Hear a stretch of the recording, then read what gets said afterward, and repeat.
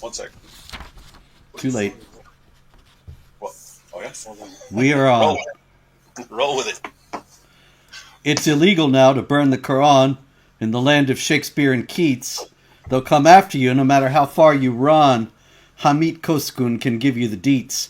But as Sharia descends upon the sceptred isle, free folks must bear in mind, evil may seem to win for a while, but there is one who gives sight to the blind. That's This Week in Jihad, ladies and gentlemen. We have a very special treat tonight. We have two of the masters of the Christian apologetics field. We have two of the titanic warriors of our time. That is right, not one, but two counter-jihadis in one. Apostate Prophet, David Wood, together, Apostle Prostate. Gentlemen, good morning, good evening. It's funny that AP is a hero of Christian apologetics, and yeah, hardly even a Christian. He's about to get baptized.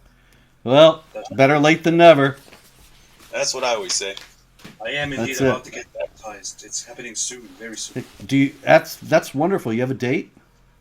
Yeah, it's gonna be this Sunday actually. Oh, this Sunday! Wow. Yeah, well, that's why I'm here. I'm gonna film it. I'm gonna film it unless they kick me out. Yeah, it's an Orthodox church, right? Yeah. I had to convince them to accept David as a guest.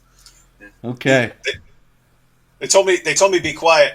They told me to be quiet about my views and stuff. They said don't tell anybody you're Protestant. They said they'll all start beating the crap out of me or something like that. Yeah, they do that a lot in Orthodox churches. Yeah. Every week I see some poor Protestant getting beat up. It's pretty much it's a carnage. Yeah, every week. I think it's kind of an informal part of the liturgy. Yeah. It's right before the doors. All right. Yeah, so I'm here at AP's tomorrow. I don't even know if you've been following the stuff with Muhammad Hijab and his. I have not. Yeah, he conducts like McDonald's marriages where the mahar you buy for the woman is just a McDonald's meal, and he'll perform the marriage, and then you go ahead and have your way with her. Buy her a Happy Meal, have your way with her, and a Happy Meal because she's 9. Go ahead and divorce her. So anyway. Tomorrow we're going to roll up to a McDonald's and I'm going to order a McMuta marriage and see what happens. See what they say. What? We'll have a fun video. You like fries with that? Well, my extra muta with that. Oh yeah, if I want ketchup, I'll see what I can do with. Shake. Matter of fact, I'll say I need a shake. When they say I'll say no. Sheikh Uthman. That's how we get ketchup. That's right. He's got a distribution, as far as I understand. A whole contract. All right, we got lots of jihad. Shall we do some jihad here before the hour is up? All right, jihad is what we are about here, ladies and gentlemen.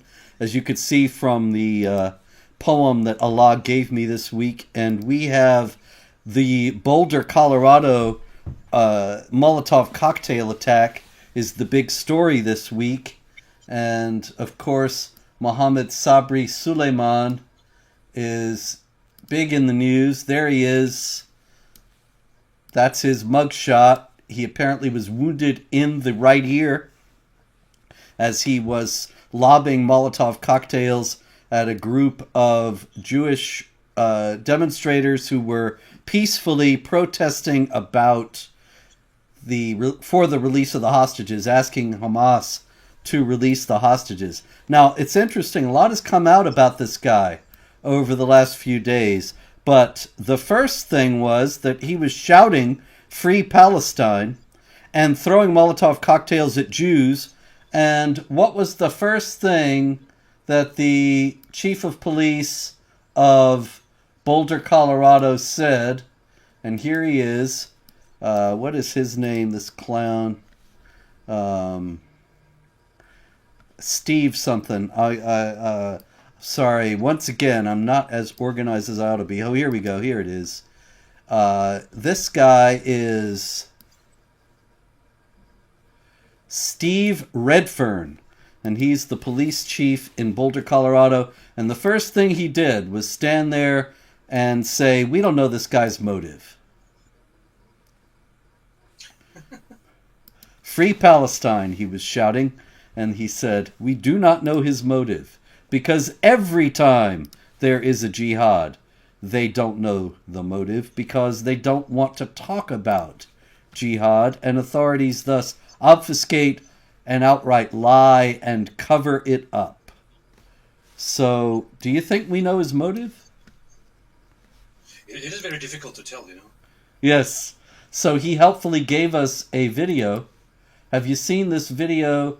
I do not have the technological know-how to show the video, but it's at memory. You can find it. And the video is very interesting. He says, Allah is greater than anything. And remember, Allah is greater. That's what Allahu Akbar means. Allah is greater than anything. Allah is greater than the Zionists. Allah is greater than America and its weapons. Allah is greater than the F-35 planes. Allah is greater than anything else. So why do we fear those who are inferior to Allah rather than fear Allah himself?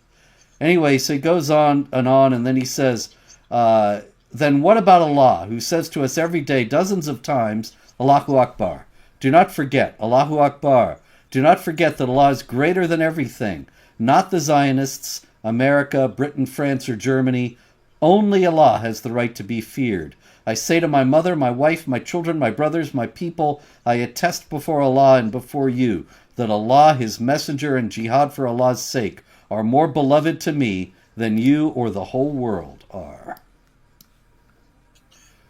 It's still difficult to find out what his motive is.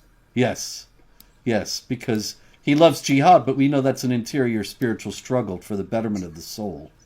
And so, obviously, that doesn't really tell us why he would throw Molotov cocktails at a bunch of Jews. So what do you think? Could it possibly have something to do with actual jihad? Could it possibly have something to do also with this? Now suddenly there's a hiss. Have you turned on the sprinklers over there? What'd you do, AP? What'd you touch? It stopped. I didn't do anything. Huh. I didn't do anything. Allah turned on the sprinklers, but they stopped now. All right, one other thing about this guy, Mohammed Sabri Soliman, his Facebook image. Open your heart to the Quran, and you will be blessed in this life and in the next. Open your heart to the Quran. Now, do you think that his actions might indicate that he's opened his heart to the Quran? I mean, all the evidence is pointing in one direction, Robert. Yeah, Islamophobia. That's one option. Yeah, well, you think I'm kidding, but ABC News has a story, and it says the Boulder, Colorado attack comes amid record incidents of anti-Semitic and Islamophobic hate crimes. And what was their source for the Islamophobic hate crimes? The Council on American Islamic Relations. So you see, it's all about Islamophobia. I mean, technically you can lump together anything with anti-Semitic hate crimes and say that together there's an increase. It's like, what's that comedian? There was a comedian once who said it was right after Ted Turner gave $1 billion to the UN, and it was Brian Regan. It was Brian Regan. He said, Ted Turner just gave $1 billion to the UN. That means that together, Ted Turner and I have given a little over $1 billion to charity this year. But so if you lump them together, I don't mean to brag, but together. That's a beautiful thing. And so you got Islamophobia, and the ABC News article says the Islamophobia comes because of that poor little kid who got killed in Chicago, was it? Wadea al-Fayoume. Yeah, in the Illinois, anyway. stabbed, 6-year-old boy, Palestinian, stabbed to death by the landlord, 73-year-old Joseph Chuba. Terrible story. And that was on October 14th, 2023. And then it also says, the same ABC News story, that on November 25th, 2023, Burlington, Vermont, 3 college students of Palestinian descent were shot. And yet, that was not actually an Islamophobic story at all. The 3 Palestinian college students were shot for entirely other reasons by a guy who was pro-Hamas, pro-Palestinian. And it's a terrible thing about the 6-year-old boy, but that's the only thing they've got in terms of a wave of Islamophobic hate crimes. 1 second, Robert. AP's screwing with the audio because someone complained about the audio. Yeah. And then the what's going on? sprinklers came on. Does it sound better now? Yeah, actually, it does to me. It sounds fine to me. But I'm wearing What's these the mic? fancy Is this the headphones. mic? Is this the mic here? Check. That is the mic there. That's the mic. Do you hear this? Yep. Okay. Do you hear us both, or do we need to be up close like this? It's better when you're up close. I can hear you both. All right. Okay. We'll kind of move it back and forth. Why is this thing moving? It's fine, man. It's fine. Just continue. It's a professional setting. This is deeply professional. This is the new media right here. People don't know, but AP's like redoing his entire scene, and we were about to rip all this down, and then I'm like, no, maybe before we rip out, maybe to do the show first. Then, anyway, you both should come up here and rip everything up, and we'll do a show while it's half done. Hey, that's good. Let's do that. Absolutely, it'll be very meta. Very. Anyway, you're both welcome at any point. Okay, so we got the Boulder guy, but there is much more news this week, and let's see if we can try to keep this to some degree on track. Where were we? There was a big story, gentlemen, that was not Boulder, Colorado. Oh my goodness! I should have remembered because you did a show on it yesterday, AP, and I think David, you probably have talked about this before. This is our friend Hamit Koskun, who burned the Quran, was attacked by a Turkish Muslim, stabbed, and he was convicted in Britain. And so now yes? Actually, yeah, AP is now the leading authority on that because the dude only speaks Turkish, and AP is the only one that can understand him. So yeah, he's actually the only good Turk. So the only Turk that I respect so far is that guy.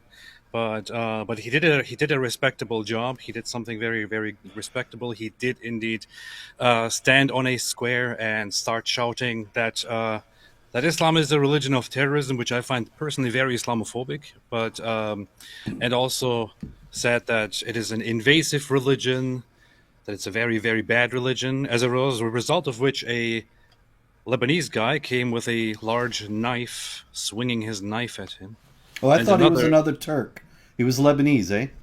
Yeah, he was a Lebanese. And the other guy that came at him was of Pakistani origin, I think, who also started attacking him and broke his fingers in the process. Goodness. For which Hamid had to be hospitalized. And then the police came to the hospital Hence the cast. To arrest him, yeah. And they arrested him, and so now he's been convicted. Yeah. And so now the UK has Sharia blasphemy laws. Because is it not true, he didn't do anything else but burn the Quran? Well, the court told him that he asked for it when he got attacked. Yeah. Yep. The judge, Magarva, he said to Koskun, he said, "You believe Islam is an ideology which encourages its followers to violent pedophilia and a disregard for the rights of non-believers. You don't distinguish between the two." Now, it seems like there's something left out of that quote. That's exactly how it is in the Express, but he must be saying you don't distinguish between true Islam and hijacked Islamism or whatever.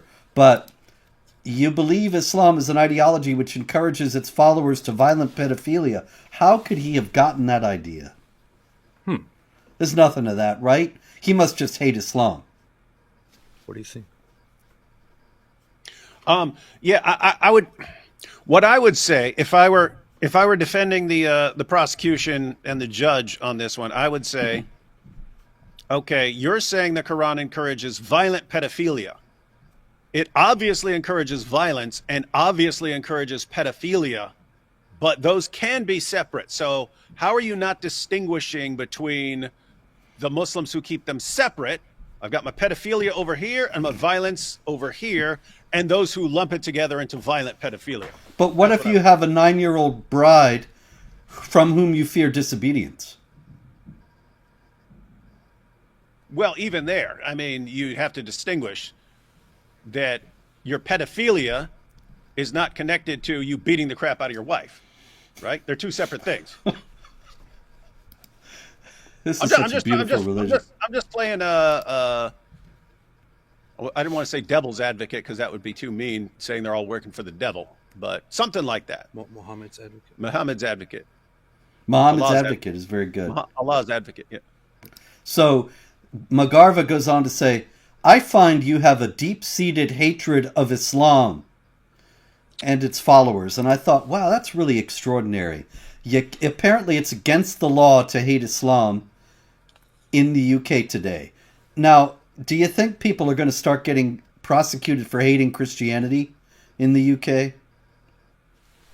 No, and it's another situation. I say this almost every time. It's the hypocrisy that is the main concern for me. If you were at all consistent, even on blasphemy laws, if people were just like consistent, I'd still have a problem with it, but not as big a problem. Like if you said, hey, we're just making it a rule, you can't hurt anyone's feelings on anything ever. You know, I would think that's stupid and it's never going to work, but I would at least, okay, you're being consistent. You're saying can't criticize or hurt anyone's feelings or something like that. But it's just always like Islam is the one thing. Islam is just the one thing that all these rules always apply to. And if you are at all consistent for a second, hey, you seem to hate this entire group. I mean, have you read the Muslim sources? Have you read the Muslim sources? Have you heard what people like Ali, how much trouble is Ali Dawah in for saying that once he gets what he wants, ex-Muslims are going to be executed? How much trouble is this guy in? None. They don't care. They don't care even slightly. But if you say anything towards the group that wants to execute the ex-Muslims, then you're in trouble, and apparently you're going to get locked up. Mm-hmm, mm-hmm. Well, to be fair, I have to say one thing here, which is, so while that may sound like fair criticism, this would make sense if we were talking about two different, two individuals, for example, that are on the same intellectual level and that are, legally ruled to be capable of making intelligent decisions, and then, commit certain crimes or do certain bad things. If a non-Muslim does certain things, it is of course understandable to hold that person accountable. However, if a Muslim person does something of that sort, I think it's just it is a little bit difficult to hold them accountable for what they're doing. I guess that's the logic here. I guess the UK law says we can't really hold somebody like Ali Dawah accountable because they just don't know any better. So are you saying that in coddling Muslims and giving them special privileges and making them a special class in Britain, Britain is being Islamophobic? Huh. I'm gonna coin a phrase here, Robert. I'm gonna call it the soft bigotry of low expectations. There you go. Wow, that's a good phrase. You should copyright that. Wow. Somebody might start using that, and you need to get a royalty. Let me make a note of that.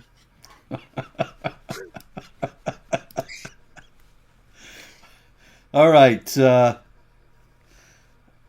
was a big, something is escaping me here. I have everything organized and then it falls apart when the show starts. There was a terrific story. Oh, yeah. Did either of you see or both of you see that the Islamic Republic, that hell is in Iran?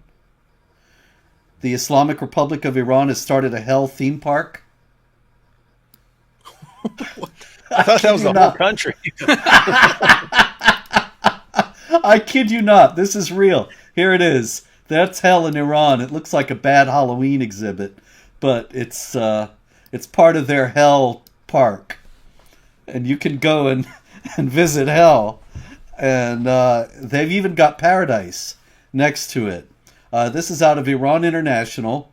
Yesterday, a report that the Islamic Revolutionary Guards Corps has started a theme park in the northeast, in Fuman, in the northeast province of Gilan, and it's called Heaven Time, but actually it's hell.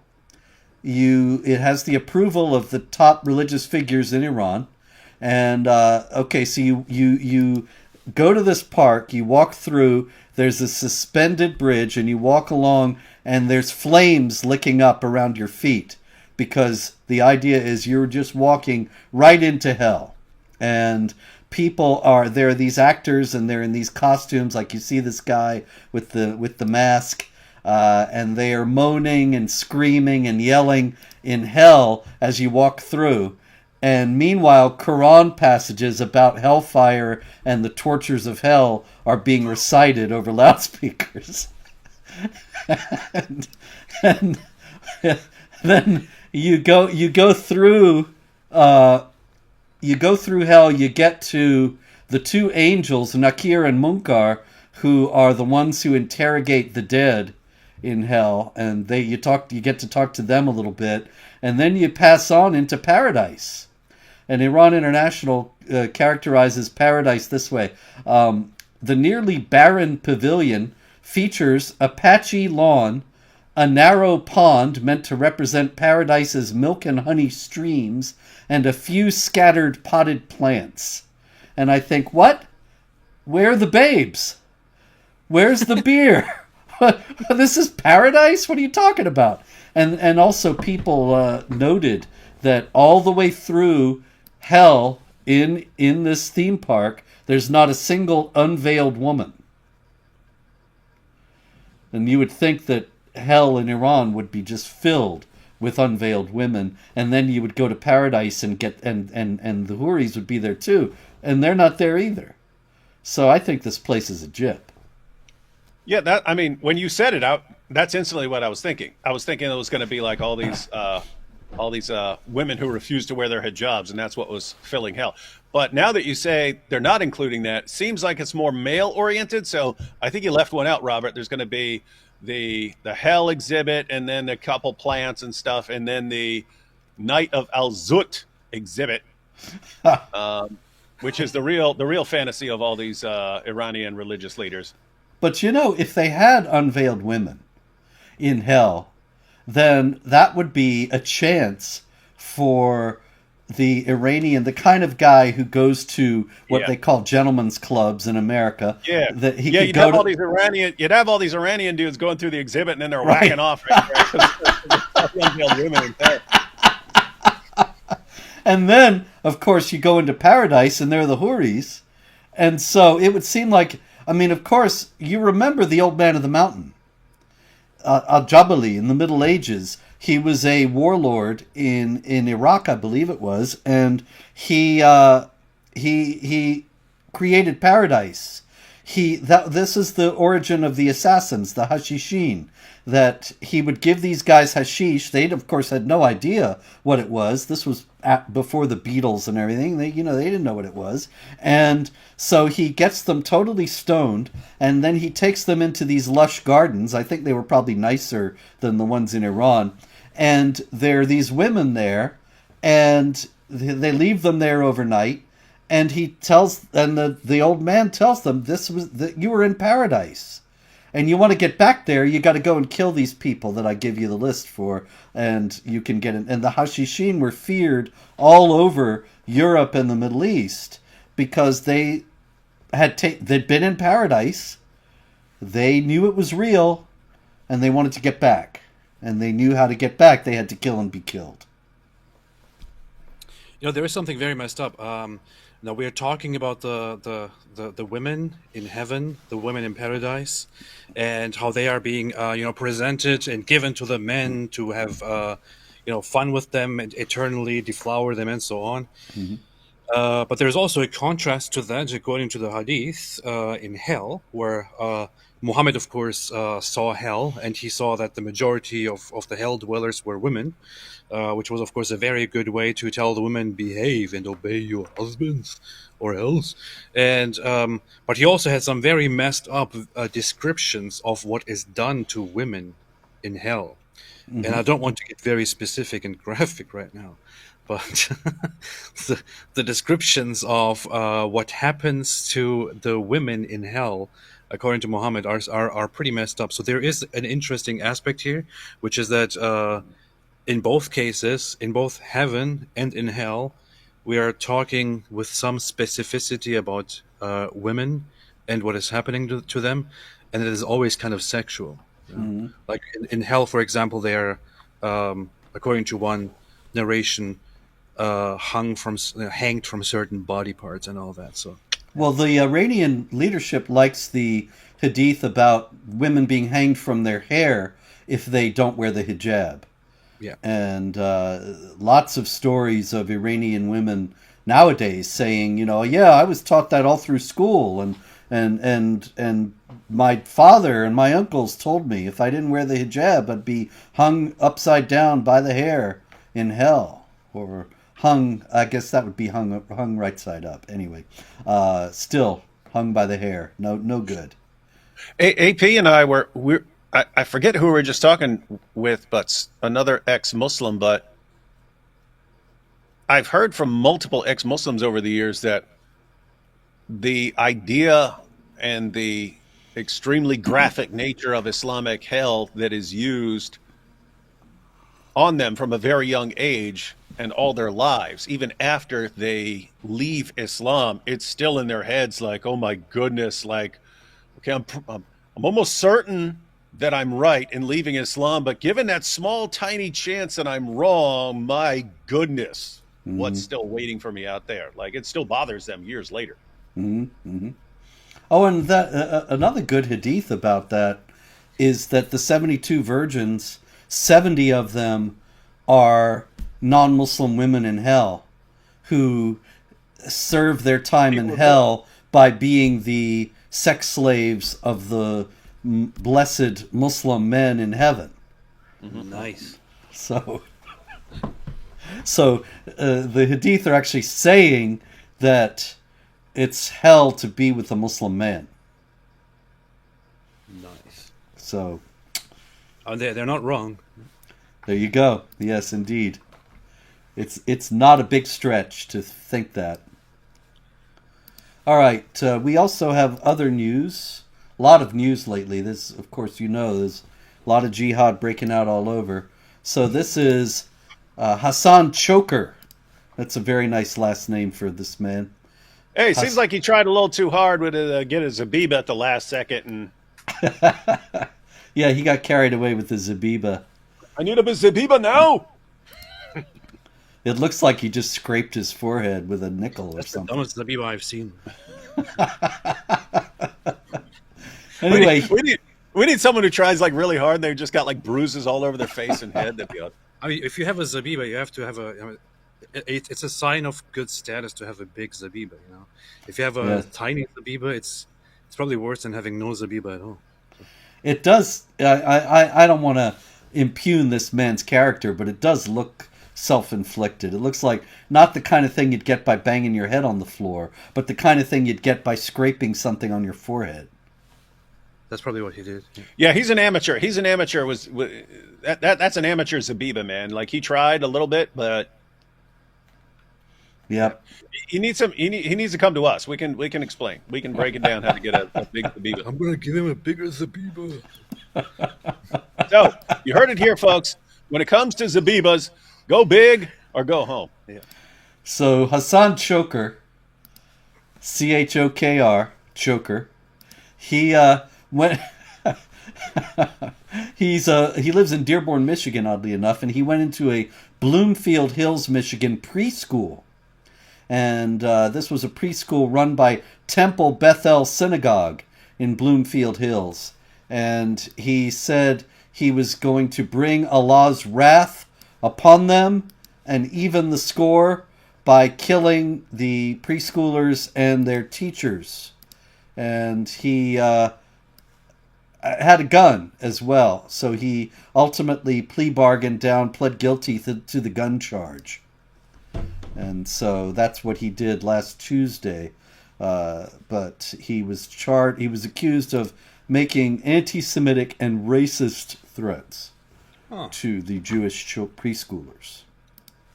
And then there's the additional crime of having a crap Zabiba. Yeah, that's not a crime in New York yet. I'm sure. I mean, in Michigan yet. I'm sure it is in Britain, or it will be soon. That's like worse. You could go massacre a ton of people, but you go into court with a lame Zabiba, you're doing some time. Is there a Sharia punishment for a fake Zabiba? There should be. A self-inflicted, non-headbanging Zabiba? That would be funny. That was you might not remember, Robert, but there was the movie Naked Gun, and at the beginning, he was fighting all the evil world leaders, and he got to Gorbachev, and he like wiped the stain off his head, and he goes, "I knew it." Anyway, it turned out he just needed to be washed off. That should be in some skit where some guy's like, "I have the best Zabiba. I got the best Zabiba," and we like wash it off, and then it's like, what's his punishment? Yep. Then he's no longer pious. Then he starts drinking and it just turns out he just needs a bath. Dismisses 3 of his wives. He's just not religious anymore.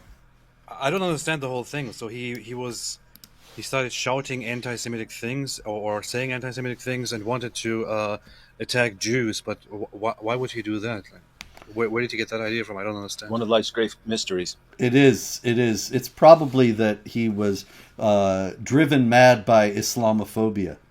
Okay. And thought that if he just freed Palestine, everything would be all right. Oh, yeah.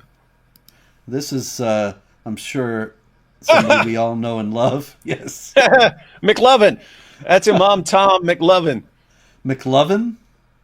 Yeah, he looks exactly like a character in a movie named McLovin. Oh, I don't know the movie. McLovin. He was like this super nerdy dude. But yeah, that's Imam Tom. Yeah. Tom Fasheen, right? Yeah. From Utica. But he was down in the city, actually in Staten Island, which is technically the city, but not really. And he was at the Staten Island Islamic Center. An interesting thing he said, a lot of people were very upset that he said the nation of Israel must be abolished, which of course is pretty much an open call for genocide. And I think, well, of course, that is indeed noteworthy. But what I thought was interesting on a number of other levels was that the guy said that the Zionists will not stop until they change the Quran. And I thought, wait a minute, doesn't the Quran say it can't be changed? Apparently the Jews are more powerful than Allah, Robert. Looks like it. Tom Fasheen. Isn't we that don't stop Israel, they're going to change the Quran.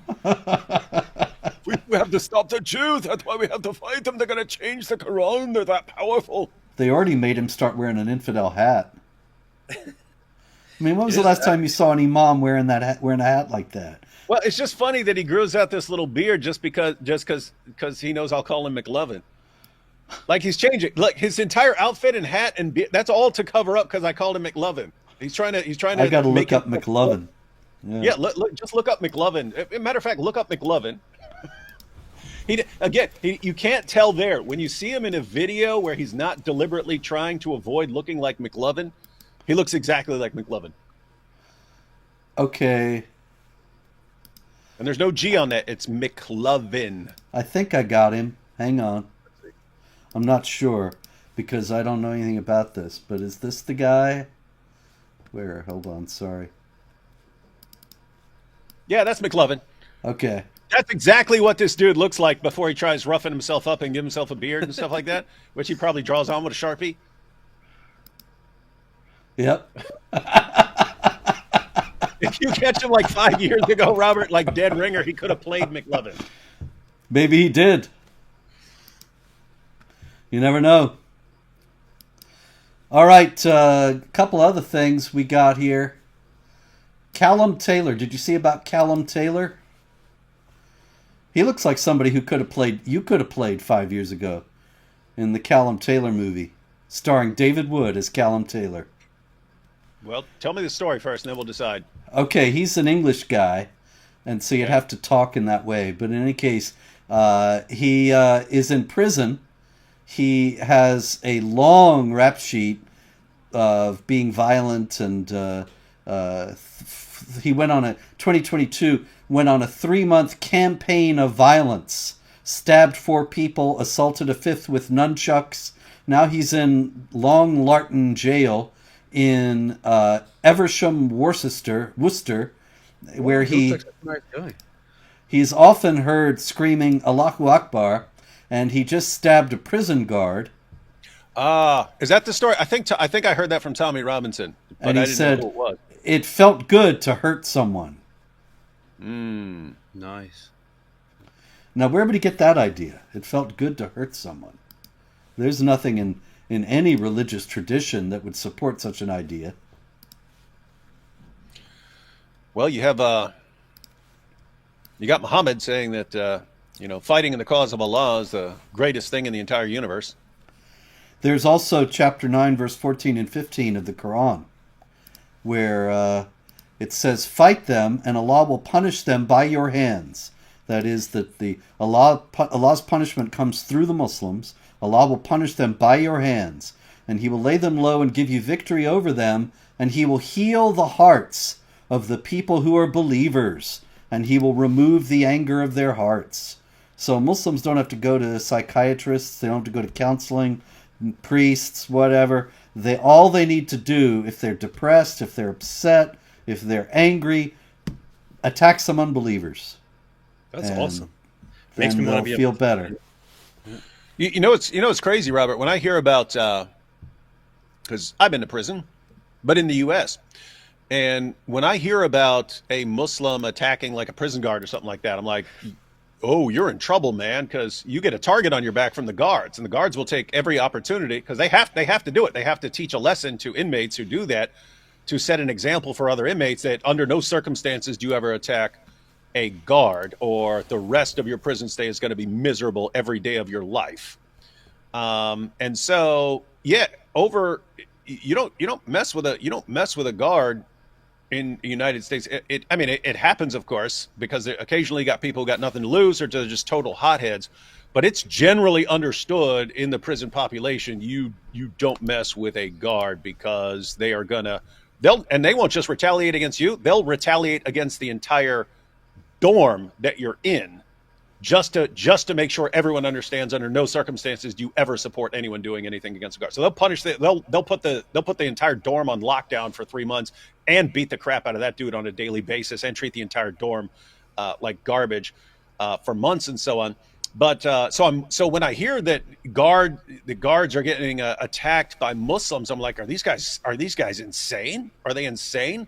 But it actually makes sense after hearing Tommy, after Tommy got out. Tommy's saying that the Muslims run the prisons, and that the guards are terrified of the prisons, and it's actually the guards who need to be scared, because if the guard ever gets out of line with the Muslim, that guard is going to have a target on his back from Muslims wherever he goes, and that guard is doomed. So it's like they've totally flipped things over there, and I don't even know how there is a way to come back from that. There is a way to restore order and stuff like that.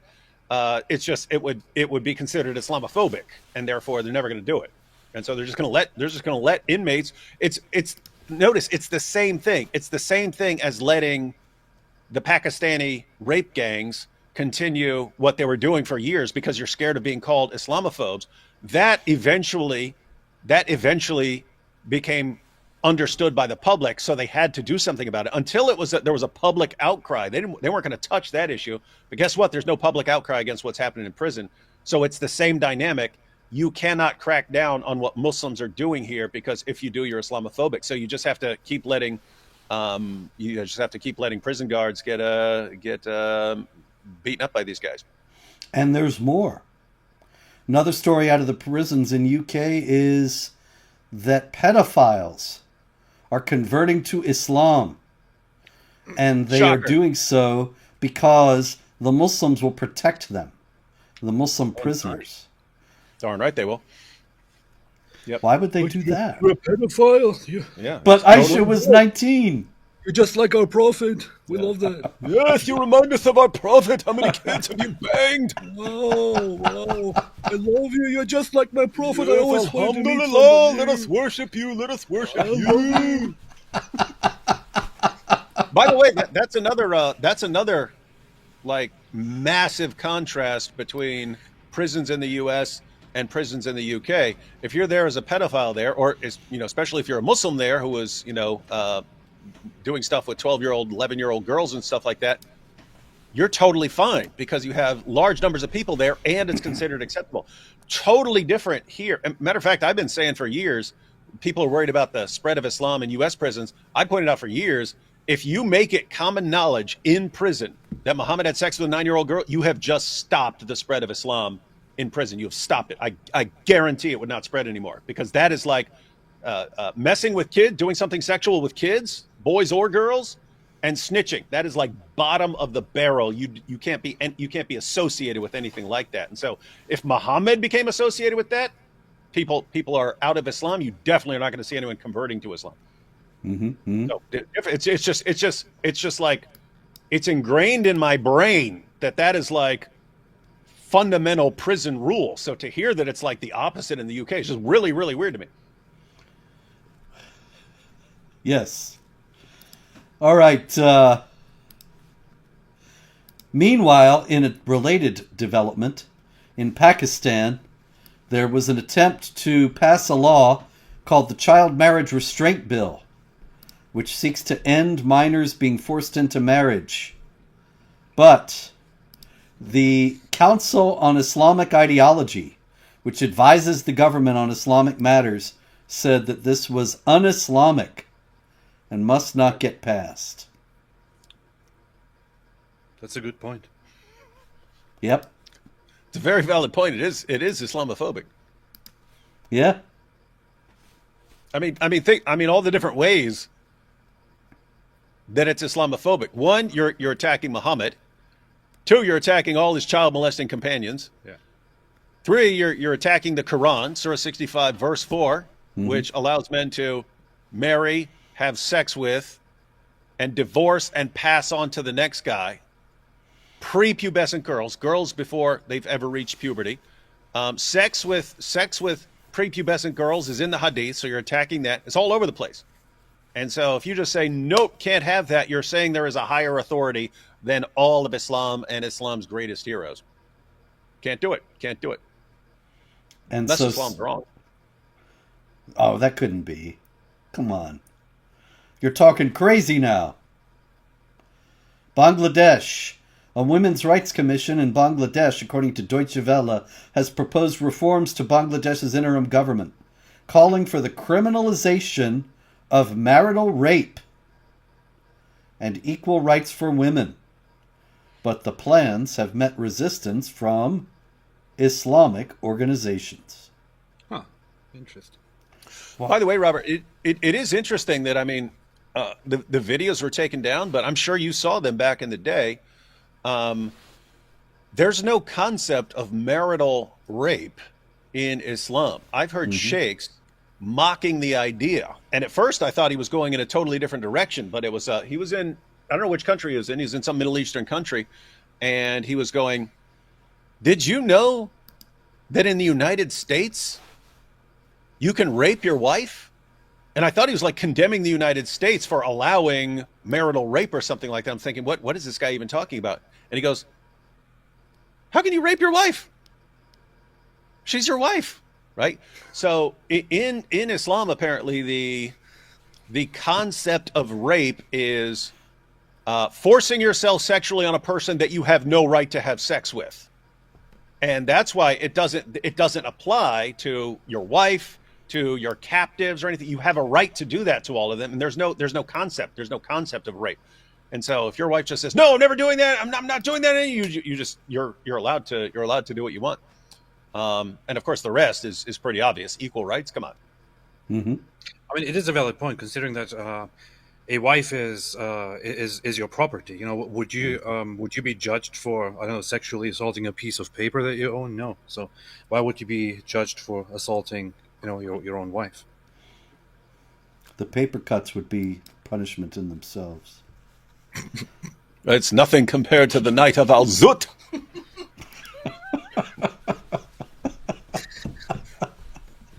Anyway. All right. In a similar story out of Germany. This is from Remix News. A woman was beaten and raped by a Bulgarian Turkish suspect for refusing to swear on the Quran that she was not cheating. In a previous incident, he also beat the victim with a baseball bat that had a nail embedded inside it. The 24-year-old suspect, Ilya K., came to Germany as a refugee in 2015. His 19-year-old ex-girlfriend had already separated from him in 2023 because he had beaten her with the baseball bat, but he confronted her in a park, asked her to place her hand on the Quran and swear she had not been cheating, and she refused because she actually said that she was menstruating and thus could not touch the Quran. And he said, "I will kill you with 5 stabs," and then specified in a graphic manner where he would stab her. And he ultimately beat and raped her. So, in other words, in everything he did there's nothing he did that is against Islamic law. Plus, he's Turkish. I'm trying to think. That weird swear on the Quran. That's interesting. That just walk up to someone and say, "Swear on the Quran. I'm going to beat the crap out of you if you don't." Yeah. That's wild. That's wild stuff. Well, it's in the Quran that he can beat her, right? Oh yeah. It's in the Hadith that he can rape her. I just mean that like a dude who's just ready to beat women up, rape them, beat them up with a baseball bat, all that stuff. Just here, swear on this. No, okay. Then you're in trouble. Mm-hmm. Should have gone for the mubahala. Yeah. All right.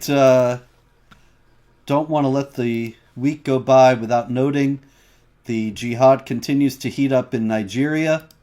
And in Benue State, the jihadis killed 50 Christians and forced the closure of 15 churches. And a group of Catholic priests got together to ask for help from the government, but the government just doesn't look like they're interested in helping this.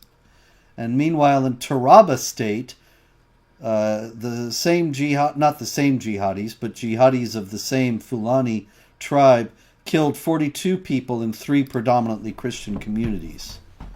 So you've got 2 large-scale attacks that if they'd happened in Europe or North America, they would be massive international news. But this kind of thing happens in Nigeria all the time, and nobody really pays any attention except This Week in Jihad, ladies and gentlemen.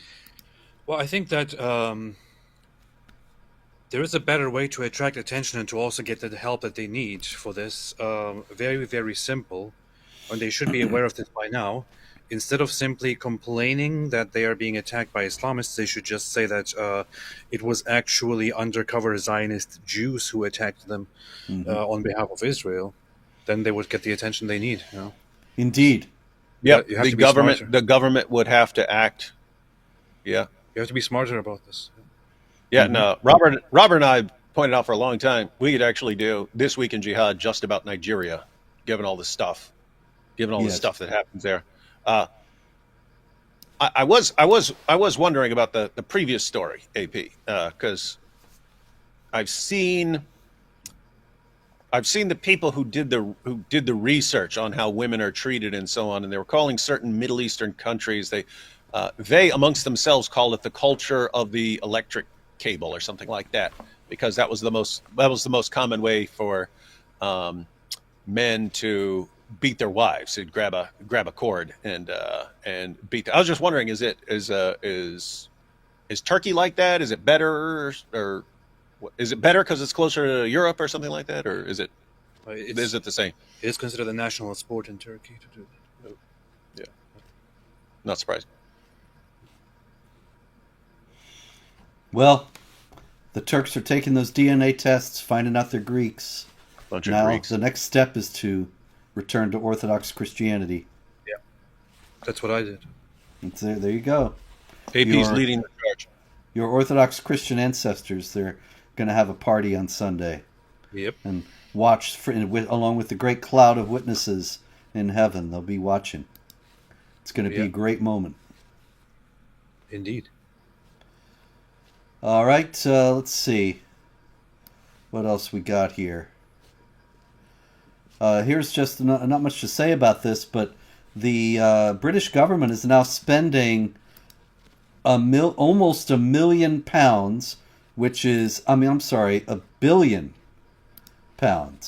which is over $1 billion, $1,266,000 a month on migrants, most of whom are Muslim migrants. And the funny thing about that is that the whole idea of mass migration into Europe as well as in Britain was to make up for the fact that the population growth was slowing. And people were told, exactly, yeah, these people will come in and do the jobs when, as the population ages, these people will come in and make up for the gaps in the workforce. But they come in, they're not working. They don't have to. The government will pay them. And why do they come in and expect that they can go right on welfare? Surely there's nothing in Islam that says the non-Muslims owe the Muslims their upkeep. Huh. Yep, that is how they view it, and it gets worse in multiple ways. So you have that in Islam, that basically they're supposed to be sitting around while we pay them money. So that's built into Islam. But then it gets reinforced by saying, but this European nation did this to you 200 years ago, and therefore they owe you now. So that'll be used to reinforce the idea. And then something we've talked about in the past is, like, in lots of Muslim countries, you can marry multiple wives, but it's kind of rare in most places. It's not as common as you would think, because you have to be able to afford it. And most guys can't afford multiple wives because you have to have multiple residences and so on. But they understand in Muslim countries that if you get to a European country and you can have 2, 3, 4 wives, because those marriages are just in the must. They're not before the state. The state considers these all single mothers. Mm-hmm. And so it's understood, hey, if you're a poor guy in a Muslim country, you can't even hope to have 2 or 3 or 4 wives. You'll never be able to afford it. But if you just get to a Western nation, you can have your 2, 3, or 4 wives, and the state is going to fund it the entire time. So that becomes an additional circumstance which people are taking advantage of. So they're going there, and the state is saying, oh, look at all these poor single mothers. And these single mothers got husbands. They're just not before the state. And so that it's what's enabling these guys to have to be polygamous and to have tons and tons of kids. So you've got that. But in addition to all of that, something else that we've talked about is the same idea of the justification for the 7/7 bombings or 9/11 and so on. What are you doing killing all these people who haven't attacked you? The idea in Islam is that if you fund the soldier or the fighter who does anything, who makes mischief in a Muslim land, you get the same reward as the actual fighter. Mm-hmm. And so, from an Islamic perspective, is the United States making mischief in Muslim lands? Yes. Is Great Britain making mischief in Muslim lands? Yes. Is France? Yes. Has Germany? Yes. All these nations have made mischief in Muslim lands. So anything the governments or the military have done to in various countries or to support Israel, whatever it may be, they're all guilty of making mischief in Muslim lands. But it's not just the political leader who made the decision or the soldier who went and carried out the orders. It's anyone who funded it, which would be ordinary taxpayers. So you have Muslims who refuse to work because if they work, they would be required to pay taxes and they would be funding a kafir government that's making mischief in Muslim lands. They'd be under a death sentence according to Islam. So they're like, we want to go there, but there's no scenario where we're going to work and have to pay the government money. So we're just not working, and the government's going to have to take care of us. And so it's just a massive disaster. And it's another situation where you could deal with this problem. You could vet everyone who's coming into your country, make sure that they agree with your ideals and so on. But you can't, because that would be Islamophobic. It would be Islamophobic to say, hey, if you move here, do you believe in supporting the government and financially through your hard work and so on? Can't do it. Islamophobic. Yep. And so you got Britain now. They are enforcing Sharia blasphemy laws, convicting the guy of burning the Quran, and paying the jizya in the form of welfare benefits to the Muslim migrants.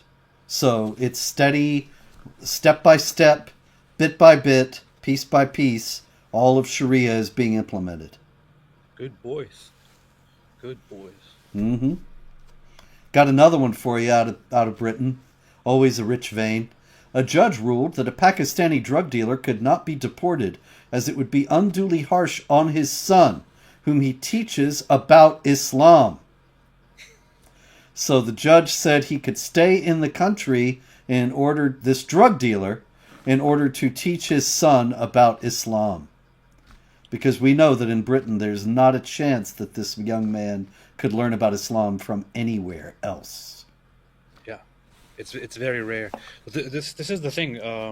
This is why America, in comparison, is doing much better. We just found out the terrorist who carried out that attack of burning the Jewish protesters.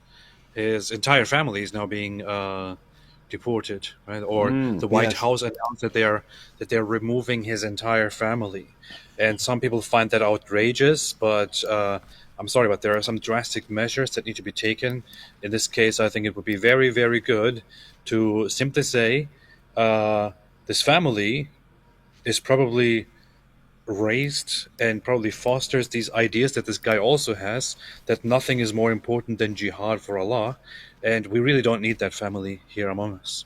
Well, you're absolutely right, but the media is very much against deporting anybody, and they're already in a full court press to try to keep this family in the country. And USA Today has a No, I was saying the people in the chat are saying the judge blocked it. So in your face, there you go. The USA Today had a story today with the headline, Habiba Soliman wanted to be a doctor. Then her father firebombed Jewish marchers in Boulder. With the implication, of course, that he had nothing. He never gave his family the slightest hint of his idea that jihad for the sake of Allah overrode everything else. They were completely blindsided by this. How likely is that? Well, this is the problem with our laws, but there's something to appreciate about what Western nations have established, about the way that laws are established, the way freedoms are granted, the way things are run in general. But it is generally good for the people that these nations were established for.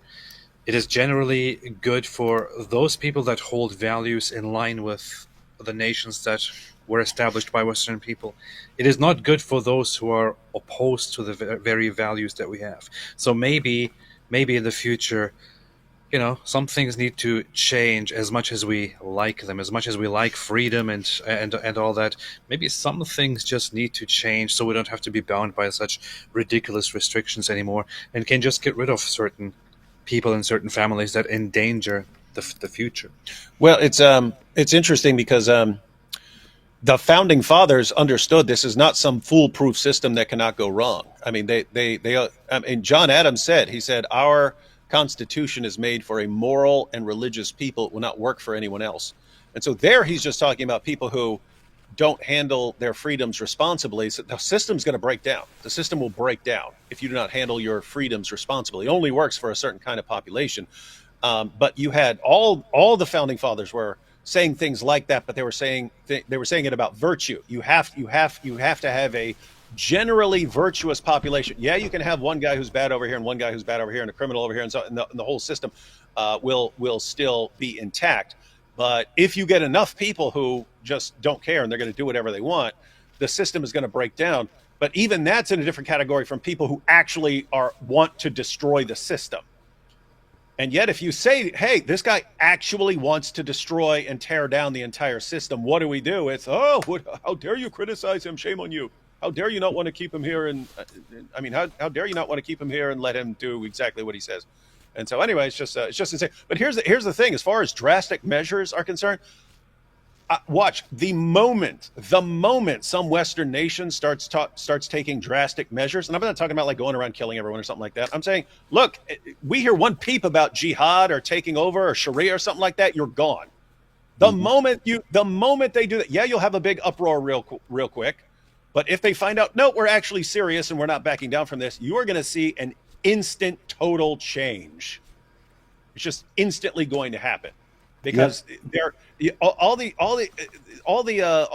keyboard jihadis and the guys screaming they want Sharia and stuff like that, the Ali Dawas of the world and so on, they do what they're allowed to do. They do what they know they can get away with. If they were suddenly instantly convinced you're not getting away with any of this stuff anymore, they're gonna change their behavior real quick. Like, same story here, really, in a different country. One last real quick, and then we'll go to the super chats, if you can stick around for that. The court case in Austria was about this guy who is a Syrian, 19 years old.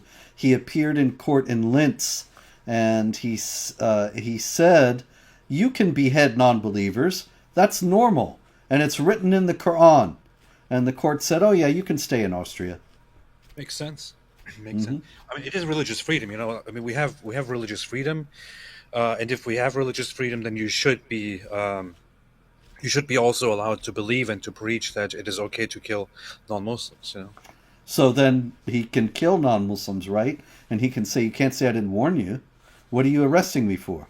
It would be Islamophobic. I mean, it is religious freedom, so.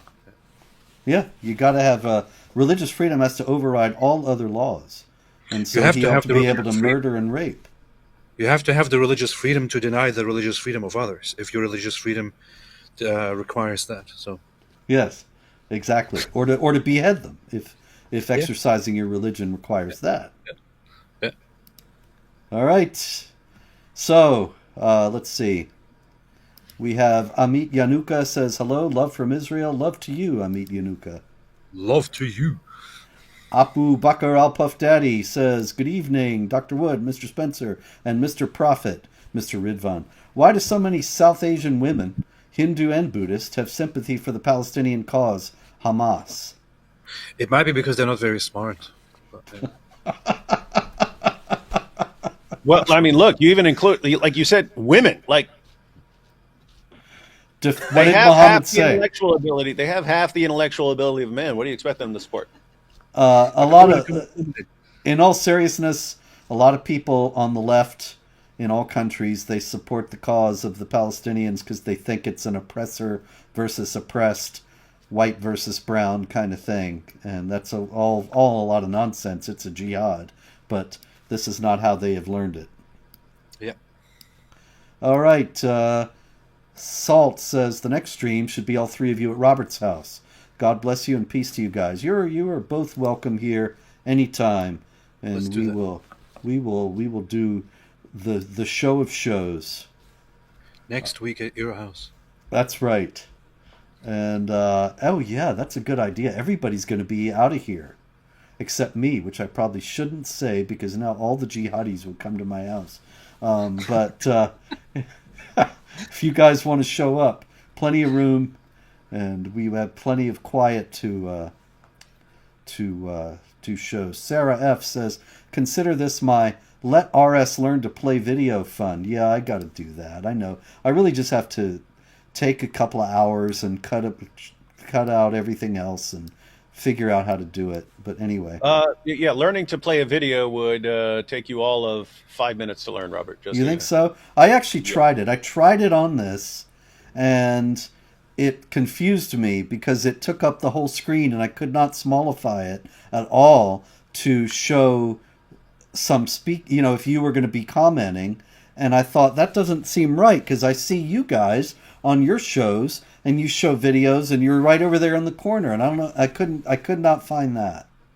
Yeah, there are ways to do it in settings so that when a video pops up, you also pop up on the little side. Me, I do mine differently because sometimes volumes are just too low, so that even when you boost them while you're live, it's not high enough and stuff like this. So I always, if I know I'm going to be playing a video, I download the video beforehand, adjust everything, and actually like crop it into its own video, and then I play that video, which is I've already put it off to the side and so on. But anyway, yeah, Wow. you don't even have to do that. But yeah, you can mess around with the settings and have it so that when you put a video up, you're also on the screen, but like in a smaller version. See, I'll just have to look for it again. And that was actually another thing that I could not figure out how to make it go quiet. I didn't want to cut the sound altogether because there were certain points where I wanted the sound to play, but I couldn't figure out how to turn it down and allow for us to talk over it and then go back to it. No, you There just must be a pause it, way. probably. Yeah, I would just pause the video. Yeah, okay. I tell you, I'm just a 20th century guy here. You're using Ecamm. If you just go to Ecamm, has the tutorials on its website for all this basic stuff. They're probably videos, right? Yeah, you click on the video and watch it, and then it says, "Here's how you do it." Okay. Holy Job or JO3 says any good place to start on waging an intellectual crusade or jihad against Islam. I'm considering the Satanic Verses. No, the Satanic Verses is a novel. It is not a place to learn about how to deal with Islam or how Islam views Christians and Jews. I'd appreciate some input. If you're starting out, well, you mentioned Crusaders. You could read my book, The Politically Incorrect Guide to Islam and the Crusades. Very basic book designed to show what are the problems with Islam. Why does anybody have any problem with it as opposed to any other religion? And there are plenty of books out there like that. What do you think, gentlemen? Yeah, I disagree on the as far as Satanic Verses. Yeah, if you want to wage an intellectual jihad, get a copy of Shihab Ahmed's Before Orthodoxy. He gives 50 sources on the Satanic Verses, and so I actually, when I was starting off for several years, the Satanic Verses, that was one of my main arguments against Islam because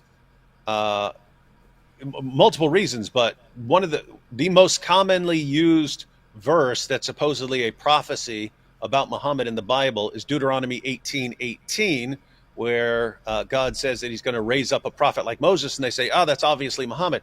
Just two verses later, Deuteronomy 18:20, you got two criteria to spot a false prophet. It says if a prophet delivers a revelation that he claims is from God and it's not from God, then he's a false prophet. Or if he speaks in the names of other gods, he's a false prophet.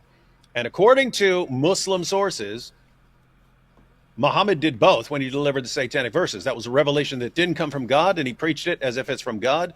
And he spoke he said you can pray to Allat, Alus, and Manat, these three pagan goddesses. So Muhammad would have been sentenced to death by Moses, and you have all these other associated problems, but that's a big one. We respect Moses, and this is Muhammad in Deuteronomy 18:18. Well, two verses later say he's a false prophet and that he would have been executed. So give that one up. You have all sorts of other problems, like Muhammad couldn't tell the difference between a revelation from God and a revelation from Satan, according to the stories and so on. So anyway, I was using that for years. It was because it was after I read Shihab Ahmed's doctoral dissertation on the Satanic Verses. And then he said on his website that he was going to publish a full book on the Satanic Verses. I actually stopped using it as much because I didn't want attention drawn to it until his book came out, right? I didn't want people harassing him. Look, Kufar are using this argument. Stop telling them about it. And so I kind of pulled back from it. Then he died. His book was his book was published after his death. That's when his book on the Satanic Verses came out. But I've kind of never got back into it. But I'm speaking at EPS and ETS this year, the big philosophy and theology Christian conference. But I'm speaking on the Satanic Verses this year. So anyway, it is about time for that to make a comeback. So I recommend getting that book before Orthodoxy. Reading that, becoming familiar with that, it's got good stuff in there. So that is a good direction. But there are lots of different directions to go. So yeah, you got Robert's books, you got Raymond Ibrahim's books. There's tons of awesome stuff out there to go in an academic direction. Yeah, sorry, Holy Job. I think I completely misunderstood your question. Well, that's easy. That's what most people think of when they hear the Satanic Verses now. Yeah, should I read Salman Rushdie's book to deal with polemics against Islam, which Salman Rushdie's book does not do at all. So, anyway. There you have a lot of material to work with. All right, Abu Bakr al-Pafdadi says, favorite Crusader movie? Kingdom of Heaven, El Cid. I don't know if I've ever seen a Crusader movie. I don't think I've ever seen one either, yeah. I have seen Kingdom of Heaven. I haven't seen El Cid, but Kingdom of Heaven is... It is an enjoyable movie, but it is also kind of... It is a big go-to movie for people who are into Crusader stuff, but it also has some factual inaccuracies and also kind of tries to do this whole thing of depicting the Muslims as very just people and all that. Mm-hmm. Sure. Yeah, I heard that from my Muslim students back in the day. For a while in college, I was teaching English as a second language, and I'm trying to think. I think all my students were Muslim. I can't think of any of my students who were not Muslims. But yeah, that was when that movie came out, and they were like, "Oh, such a great movie! Finally, a movie that portrays Muslims accurately." And like, I'm guessing that movie's kind of crap. Yeah, actually, I remember now that you mention it. They make Saladin out to be all noble and magnanimous, and they don't say anything about how brutal and bloodthirsty he really was. You got to read my book, The History of Jihad, to find that. All right, Asa says, this is what Colorado gets for being a sanctuary state. So how's that anti-gun law going for you, Colorado? Well, yeah, there's no doubt. People were standing around while this guy's throwing firebombs, and nobody had a gun to take him out. Crazy Normie YT says, notice how the media is attacking the Gaza Humanitarian Fund and lying about it because it actually feeds Gazans without letting Hamas hoard the aid. Sure, if anything is making Israel look good, they don't want to report on it. Abu Bakr al-Puff Daddy, allegations of IDF firing on innocent Palestinians who were getting food and supplies. Is this a false flag? Is it Hamas doing the shootings? Pollywood. Yeah, this was Hamas doing the shooting. The aid agency actually denied that the IDF was doing the shooting after it was reported all over the world. It was a big lie. Hamas was firing upon people because Hamas is losing its grip on the people in Gaza. They're upset with Hamas, and so Hamas was striking back. But this is one of those evils of the media, right? So the media has become really, really unhinged over the last few years, and it's also very funny because for such a long time there were always the accusations: "Oh, the Jews control the media, the Zionists control the media," and the media has been all out basically reporting against Israel for the last 2 years, especially. Mm-hmm. And just with these events here, with these reports, they have put the false reports, often without even specifying that this comes from Hamas, out there, and millions of people have already been misinformed by these lies. So even if they now retract things and fix the stories, it's far too late. They have already poisoned many minds. Yeah. Well, a lot of people think that the story went out on Sunday that the Israelis had fired upon people getting aid, and 26 were dead or 31 were dead, depending on the different stories. CNN had it, BBC, others. And Sunday afternoon, this guy starts throwing the firebombs. Yep. Maybe it was connected. Yep. Completely false story, though. Asa, Robert, you're darling, and having our two boys on is such a treat. Yes, having our two boys here is terrific. Thank you, two boys. Boys. Mark H says, DW say, I have received a revelation. D-Dubs, do you say, I have received a revelation? Yeah, I have received a revelation. I think he just said it. I'm just kidding. They want me to say it like this. I have received a revelation. It's about Muhammad anytime he received a convenient revelation. I didn't know he was a southerner. Zoot Zoot, yeah, okay. Can you say... Allahu Akbar. Could you say Muhammad was one of the original victims of the Pakistani grooming gangs? You got to read the name, Robert. Yeah, I'm not going to read that.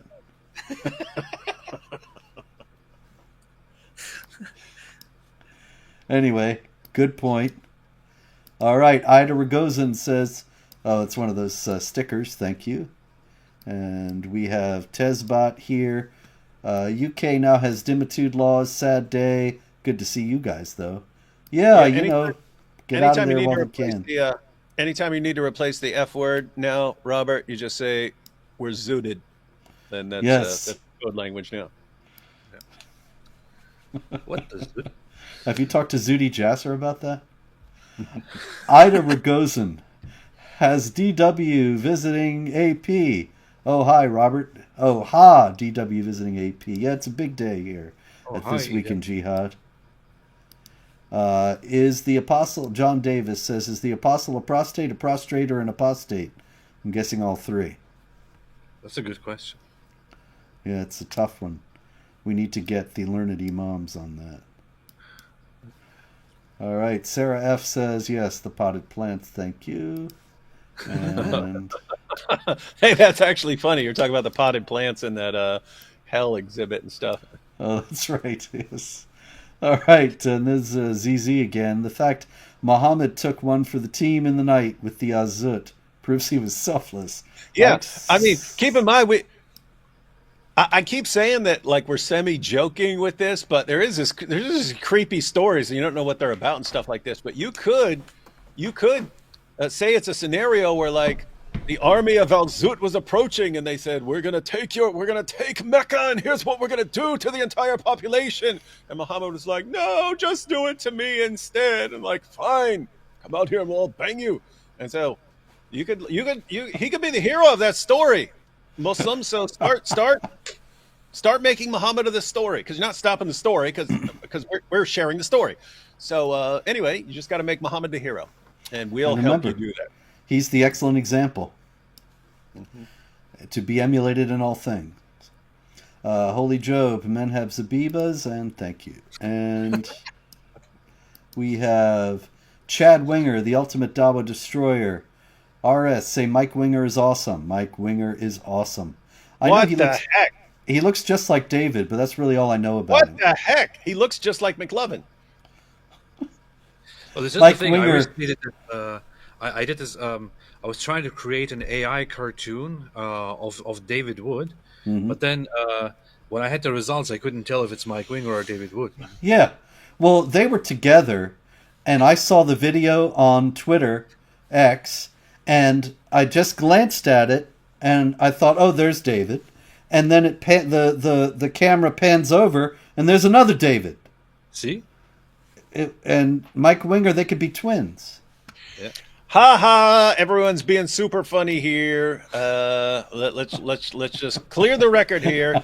D Wood, West Virginia Trailer Park, Hillbilly Family, Prison, Mike Winger, Nerdville, his entire life. Nerdville, Star Trek conventions. That's his. Come on, let's be serious. Let's be serious. Okay, Mike. So it's like you're Spock with a beard, and he's Spock.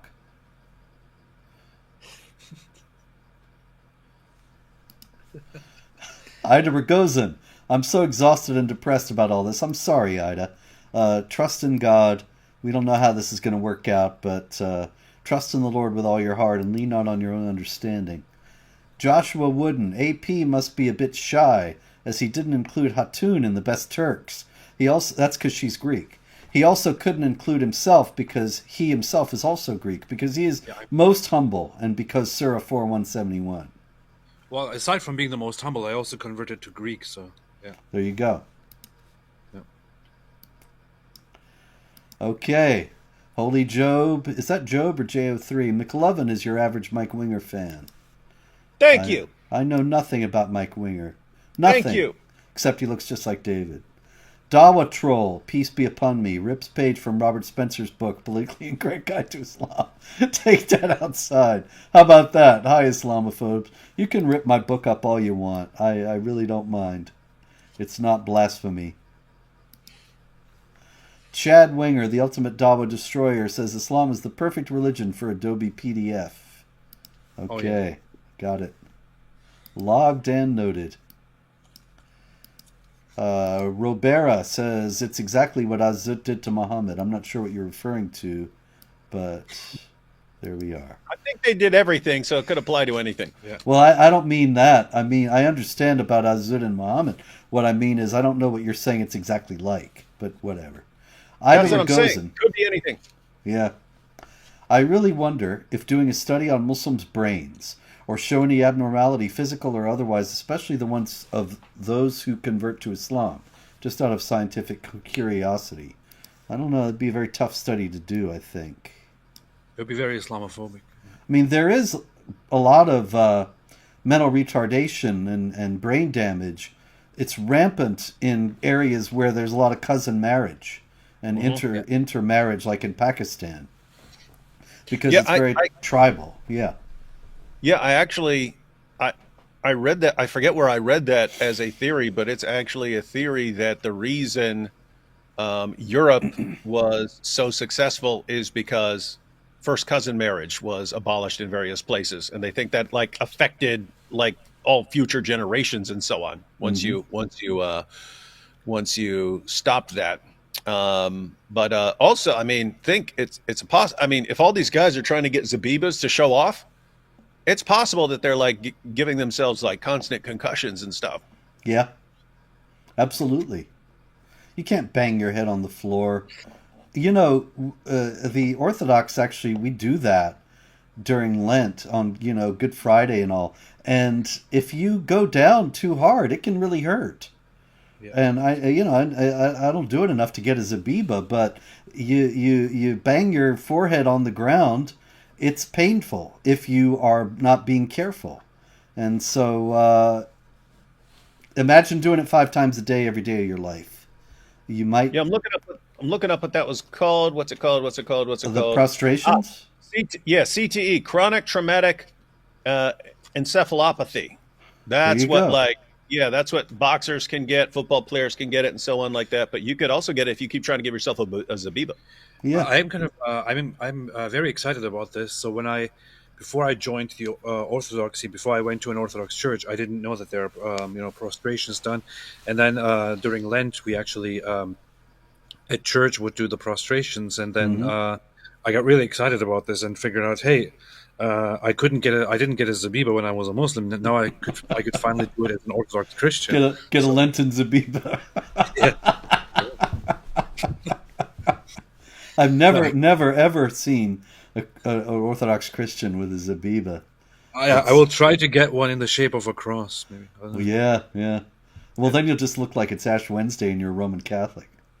That's true. That's a good point. I didn't think that through. Yeah. Yeah.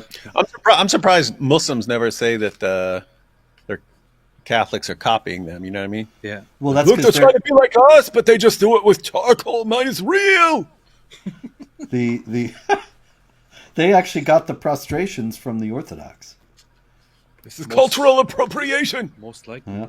Along with their domed mosques, their Orthodox churches.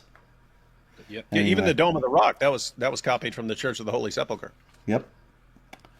All right. Sarah F. says, I think I figured it out. Allah is solid, right? Satan knows Adam isn't him by crawling through his mouth to Zut. Yeah. No, that's true. Yeah, you got to read part 2. She posted part 2. Where is it? It would be after the next comment. Oh, I see. It was one after next. Okay. Maybe Jesus ate food isn't to refute the incarnation, but rather proof he had a digestive tract, therefore he can't logically be the solid Allah. Sarah, I'm stealing that point. Robert, I don't even know if you're familiar with the story because it doesn't come up a lot, but it's in the history of Tabari, where it's talking about Satan's fall in the creation of man and so on, but it's not a very commonly told or even shared story. But the story is that when Allah created Adam, he created him as this statue first before he breathed life into him. Mm-hmm. And the angels and jinn, they all see this statue and they're not sure whether it's Allah or not because it looks like Allah. So Satan crawls in through the mouth and crawls all the way through and comes out his butt and says, "This is not Allah because Allah is solid and this thing is hollow." Mm-hmm. And so that's how he could tell the difference between a statue of Adam and Allah. He could actually crawl through it, whereas you can't crawl through Allah and crawl out of his butt. So what Sarah's pointing out there, Sarah's making a connection, which I'm going to do in a video now that I have the idea. I steal ideas, that's what I do. That when the Quran says Jesus can't be God because he ate food, maybe what the Quran is saying is not, aha, you're a dependent being and you require food, therefore you're not God. Maybe it's saying, if you eat food, then you have a digestive tract and therefore you're not Allah because Allah is solid. But note also that Allah creates Adam as a statue and then makes it move just as Jesus does with the birds. So Jesus is true. Also Allah. Well, he still has a digestive tract, and so sounds like an airtight case. But if he can make life out of statues, then he's Allah. Yeah, it is confusing. Yeah. No one accused the Quran of being consistent, Robert. Indeed. No one. I didn't. He didn't. You didn't. Sarah didn't. Dog-faced Pepe soldier regarding the hell park. Aren't physical representations of angels and etc. haram? Well, we're talking about Shiites here, so Shiites are a lot more relaxed about that kind of thing. Yeah. Miriam says, Mr. Robert, a reminder that I love you. Miriam, I love you as well.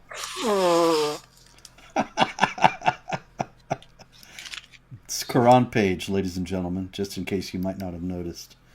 Songs of Relief says, gee, use your freedom while you got them, lady. Yeah, for the moment. If you can't convince Iranians to follow their religion, just scare them with a theme park. I think that's the idea. Yeah, it's funny. That's their plan. We're a Muslim minority country now. Only 40% of the population still believes in Islam of any kind. What are we going to do? What are we going to do? We can't kill everybody. What do we do? I know. How about a theme park? You know, I mentioned earlier when we talked about this, a gentleman's club, and Islamic Paradise would make a terrific gentleman's club. You got the women, you've got the alcohol flowing in rivers through the place. The only thing is it would be complete, just be a bordello essentially, so it would be closed down. But yeah.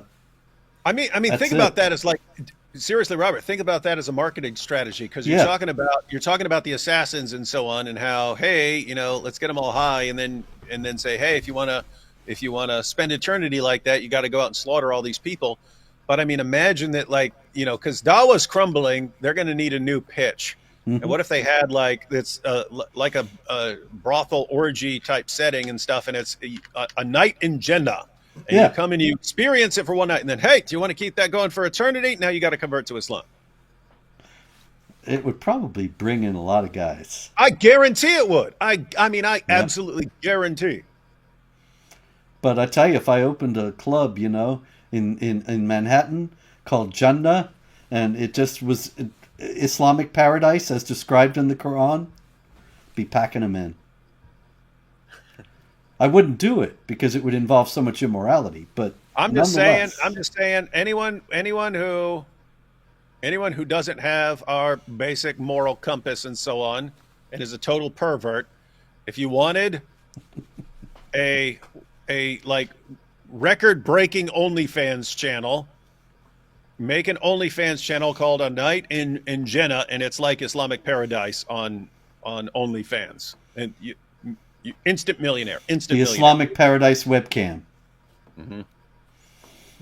Like you can go look at a webcam of bald eagles or the Bering Strait or things like that. So this is the webcam into Islamic Paradise. That'd be rich. Ida Ragozin, Orthodox Church in Egypt, shed a tear. Yes, indeed. One punch over Aisha's chest says, to the dude asking about Hindu Buddhist women, what do you expect women to do when they keep airing videos of children going hungry and getting killed? Well, yeah, but a lot of those videos are fake propaganda. Yeah, it's pointing out that it is correct that's almost all of what some people see. And if that's all you see and you're never hearing, you're never hearing what else is going on and the reality and that a lot of this is fake, then of course you'd say, well, we have to do something about this. Makes sense. Mosh Cohen says, I'm afraid that each day that passes, I kind of wish for the West to experience what we and India lived through since the late 40s. I know, real bad. Yeah, I know how you feel, though. People just don't realize at all what's going on. Yeah, and it's an ongoing situation where lots of people in the West, when they think of, hey, what's Islam, they think of what their Muslim buddy from college is like. And it's like, your friendly, super nice Muslim buddy from college is not, has never been, never will be what Islam actually is, and you haven't seen it. You've seen little occasional stories about it. When ISIS rose and stuff like that. But even then you were thinking, well, that's not real Islam because that's not like my friend from college. And so you have tons of people who've never really seen what it is. Get that all the time. I spoke at James Madison University in Virginia about a couple months ago, and one of the first questions was, well, I have all these Muslim friends and they're such nice people and you're just hurting them by talking about jihad. Well, there you go. One punch over Aisha's chest. Robert, think you, if hypothetically Gaza was part of two-state solution, Gaza would keep launching attacks like Pakistan does to India now, or even worse? Well, that's exactly what did happen. Israel withdrew entirely from Gaza in 2005, and the idea was it would bring peace. And instead, it became a jihad base. Only a few of us were saying it would, and we were right. E. Gatz says, God bless you, Robert Spencer, David Wood, and Apostate Prophet. We appreciate all your works. Thank you. We appreciate you. The Seal of the Prophets. David, look out. There's a Turk behind you. Oh, hi, Robert. What, am I the Turk? Bite your tongue. I am not now and have never been a Turk. Yeah, he's a Turk. His family oppressed mine. I think someone changed the D to a K in that name. That was stupid. It seems like someone must have said that before. It seems obvious, right? Yeah. I didn't hear that from anyone. Well, I was suggesting a united country named Kurdistan. Oh yeah, I remember. Yeah. Yeah, well, that's a good idea because that's actually a little farther over to the right where they need to be, where they came from. Am I the only one who thinks, Arctic-based, am I the only one who thinks that Piers Moron would suit a big Zabiba in his face and not through prayer? Well, let's not get violent here. We love everybody. Dawa Troll, peace be upon me, says David Wood is Mike Winger's evil twin. Yeah, that's what I was looking for before, Spock and Spock with a beard. Ultimate Dawa Destroyer, Chad Winger, the Ultimate Dawa Destroyer, says David Wood is the less cool version of Mike Winger. It's getting bad. This is the you can feel the temperature rising, ladies and gentlemen. Stop insulting my friend Mike Winger. America One. This is the gold coin lady from DebateCon. God bless you guys. Hey. Hi, gold coin lady from DebateCon. Oh, I got a coin somewhere here. That's cool. SKA says, DW, will there be any new Boom 2 Room episodes? Yes, I have multiple episodes. I got burned out on editing. But matter of fact, I have episodes with Robert Spencer. I have episodes with John McCrae. There you go. There it is. And yeah, there was just something about tearing them down for my old channel and stuff like that. That he kind of lost the collection and stuff like that. We'll get back. I've got some recorded already. We did that so long ago. I'm going to suddenly look 10 years younger in a video, in a new video. All right, Arctic Base. So nice to see David and AP finally together. Yes, it is. Finally, we've been together like a million times at conferences and video recordings. And Together forever. Chad Winger, Mike Winger, 860,000 and subs. David only 333,000. You see? But